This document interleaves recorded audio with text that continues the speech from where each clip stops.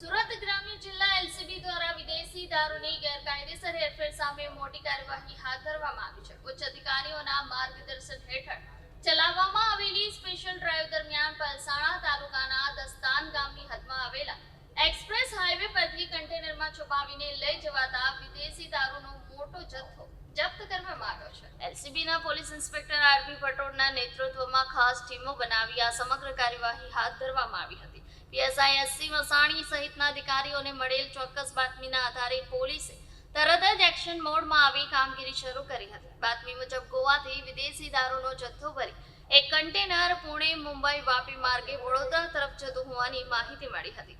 આ માહિતીના આધારે પોલીસ ટીમે દસ્તાન ગામ નજીક સઘન ચેકિંગ ગોઠવી વાહનોની તપાસ શરૂ કરી હતી. આ દરમિયાન શંકાસ્પદ કન્ટેનરને રોકી તેની તલાશી લેવામાં આવી હતી. આ તલાશી દરમિયાન કન્ટેનરમાંથી મોટી માત્રામાં વિદેશી દારૂનો જથ્થો મળી આવતા પોલીસ પણ ચોંકી ઉઠી હતી. પોલીસે તરત જ કન્ટેનર ચાલકને કબજામાં લઈ પૂછપરછ શરૂ કરી હતી. આ કામગીરી દરમિયાન કુલ ₹92,40,300 નો મુદ્દા માલ કબજે કરવામાં આવ્યો હોવાનું જાણવા મળે છે. હાલ પોલીસે આ મામલે વધુ તપાસ હાથ ધરી છે અને આ દારૂ કયા હેતુસર અને કોના માટે લઈ જવાતો હતો તે અંગે ઊંડાણપૂર્વક તપાસ ચાલી રહી છે.